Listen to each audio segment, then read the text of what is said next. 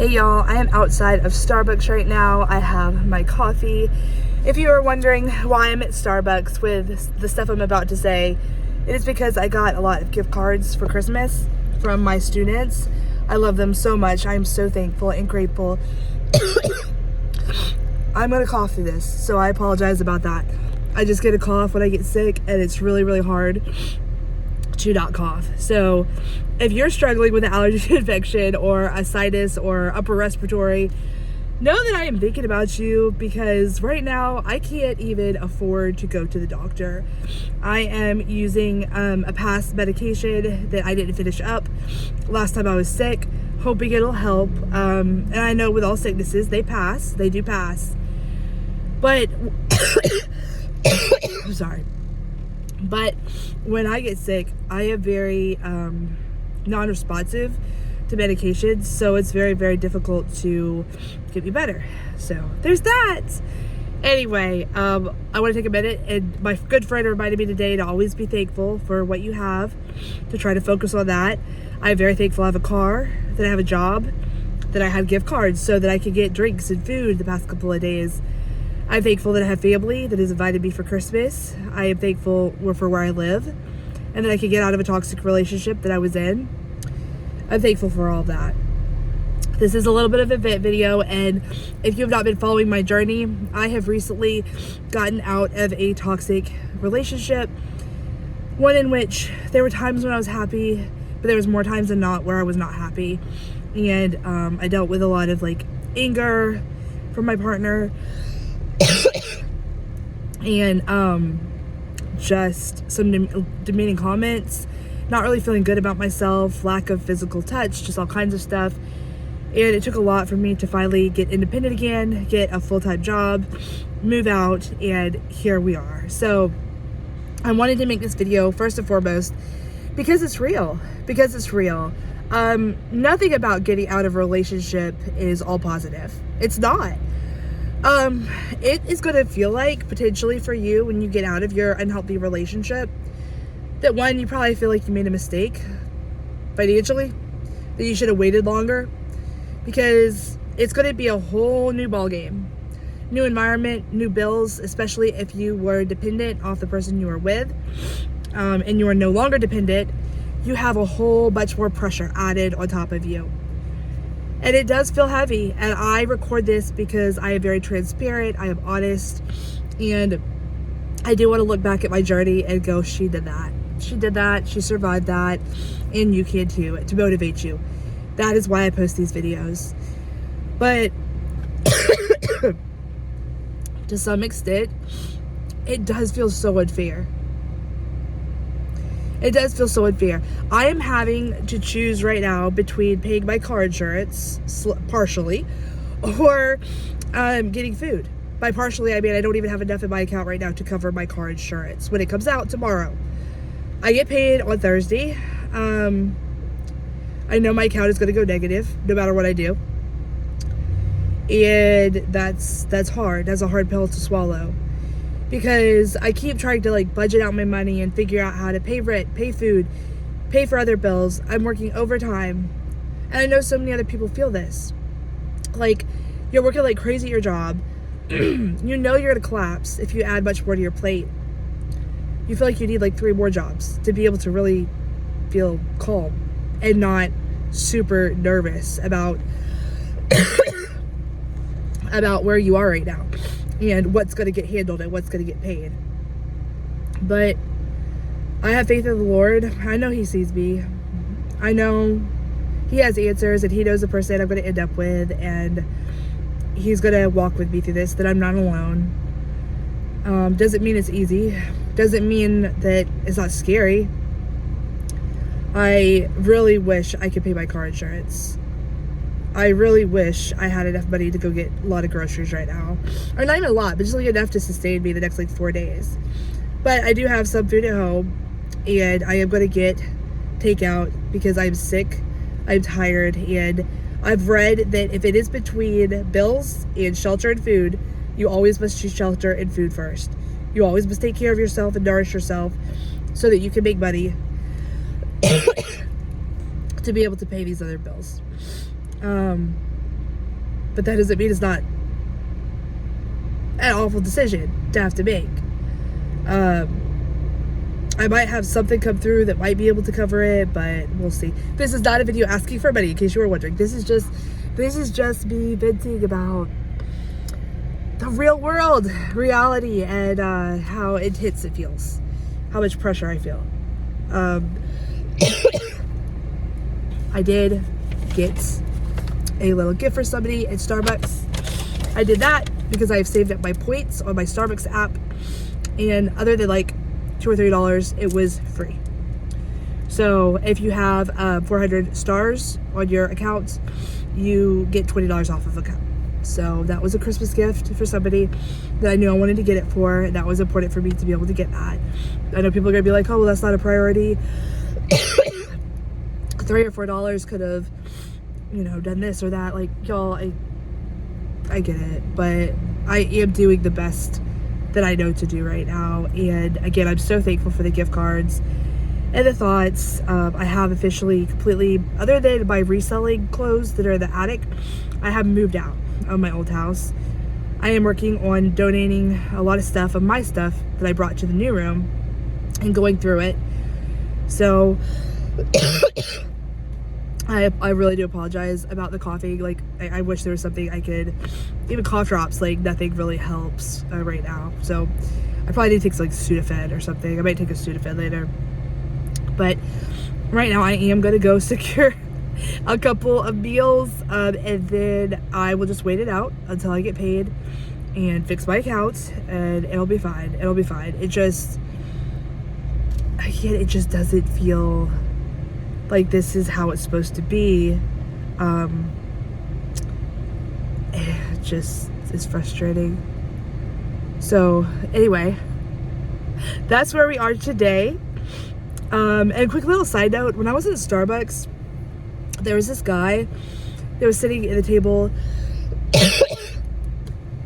across from me, and he was on the computer, and he made this like really loud, I don't know if it was like laughing or just loud noise. It scared me. I don't like loud noises. I especially don't like loud noises to get my attention.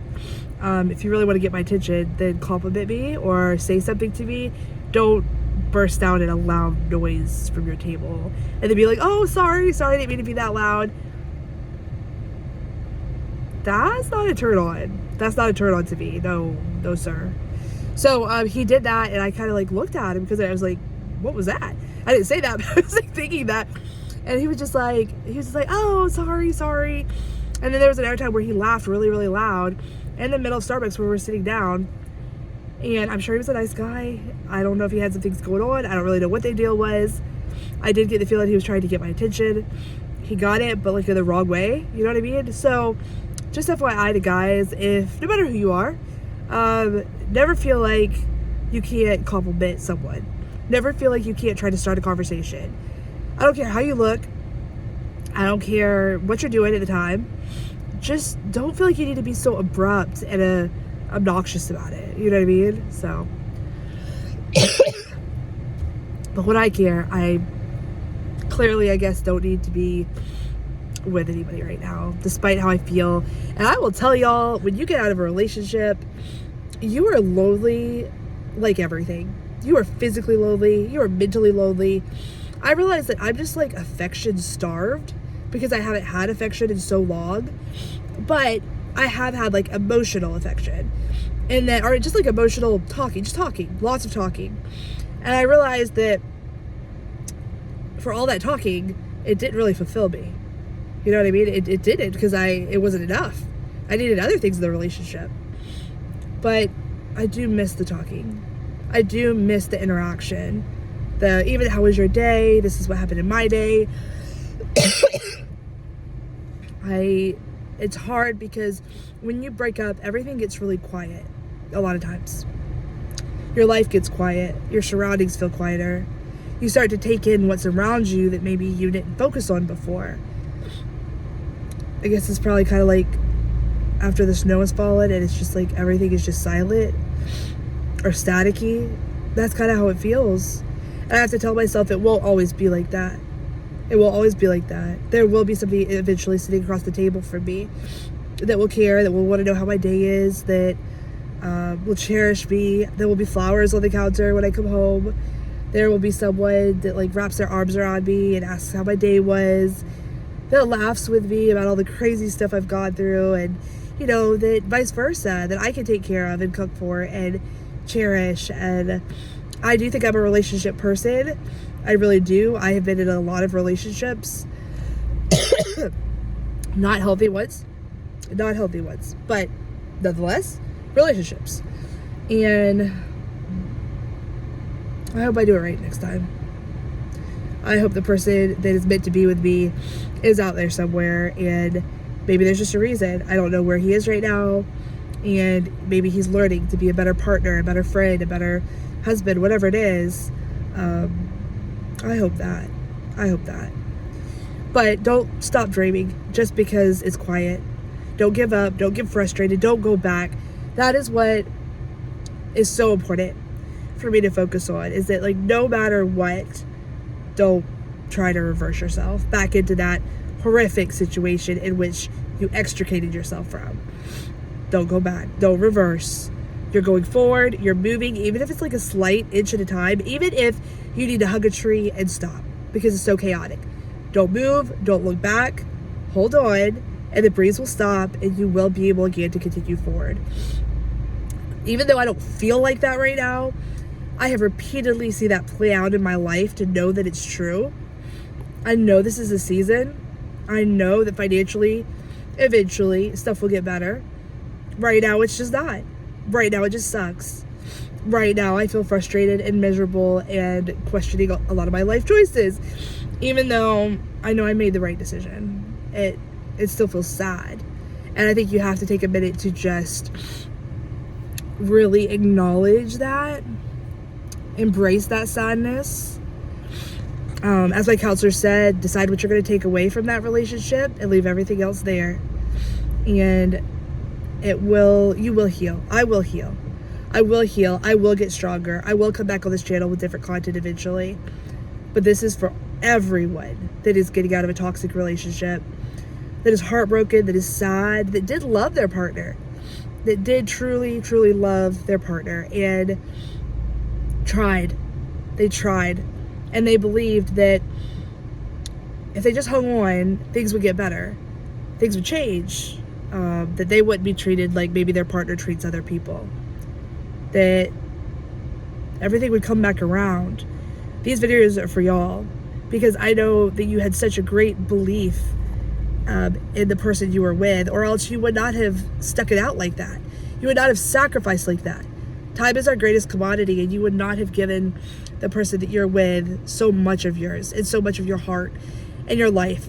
I know you're sitting there feeling like you were not, you were so much more deserving than what you received. It's like we give a platter of just love and food and warmth to the people we care about, and we receive back like a napkin. Yeah, I don't know how else to describe it. It's like, is this it? Is this really it? For everything that I did, this is what I get back? But you don't have to choose to do that. You can choose differently. And I do believe there's differently out there, whether you can provide it and give it to yourself, or whether someone else is going to give it to you eventually. But don't settle. Keep your boundaries. Stay strong. Love yourself. And know you will survive it. You will survive it. We are so strong. I prayed for unsurmountable strength when I got out of that house. Those last 2 days, I knew I could not do it without God. I could not do it. I asked him to fill me with so much strength so that I could pull my life out of there single-handedly. And you know what? I don't hardly remember how hard it was. I did it. And I'm sure in the moment it felt like a lot. But he takes it from us. He lifts it. He lifts the memory of it. He lifts the exhaustion and the pain. And he will provide you with strength when you call upon him. And you say, fill me. Walk by me. Draw near me right now. See me. And help me get through this. He will not leave you alone. The Lord sees you. He will not leave you alone. Okay? So hang in there. Know that I believe in you. Know that even though I feel weak right now, I am not weak. I am not a weak person. I'm a strong person with human emotions. And I don't have all the answers, but I have faith. And right now, that is enough. That is enough. It has to always be enough, even when everything else is stripped from you. Have a wonderful day. Know that I'm thinking about you. Hang in there and you will be okay, all right? Take care. Stay safe. See you later. Bye.